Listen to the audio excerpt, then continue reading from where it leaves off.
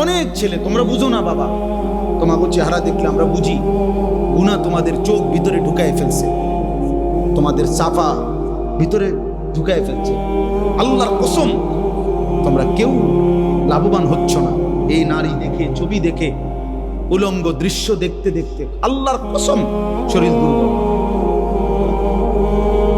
এটা সাহাবাদের তো বুজুর্গদের, এটা পরীক্ষিত। গুনাহ মানুষের শরীর দুর্বল,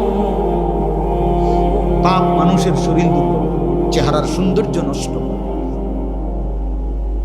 অন্তর অন্ধকার করে। সে আর কোনো আলো দেখে না। চারিদিকে মসজিদ, সে যেন একটা মসজিদও দেখে। এক ওয়াক্ত নামাজের সময় কল্পনা করেন চাচা, মনে করেন একটা গ্রামে কমপক্ষে তো 5-10টা মসজিদ আছে। প্রত্যেক মসজিদের যদি মাইকের হরন একেবারে যদি পড়ে 4টা করে হরন থাকে, তো 10টা মসজিদে যদি একসাথে আজান হয়, তাহলে 40টা হরন দিয়া আজান হয়েছে। কি পরিমাণ আওয়াজ হয়েছে! কিন্তু এটা কি পরিমাণ জানোয়ার, কি পরিমাণ নাফরমান!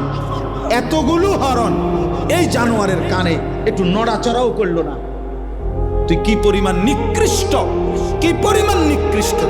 তুই মানুষের সংসারে, মানুষের সমাজে থাকস কেমনে জানোয়ার? তুই তো সুন্দরবন আর আফ্রিকার জঙ্গলে ওই জানোয়ারদের সাথে থাকা উচিত বেটা। মানুষের বাচ্চা হইলি কেমনে? মুসলমানের বাচ্চা হইলি কেমনে? তোর আব্বা কেমনে মুসলমান, তোর মা মুসলমান,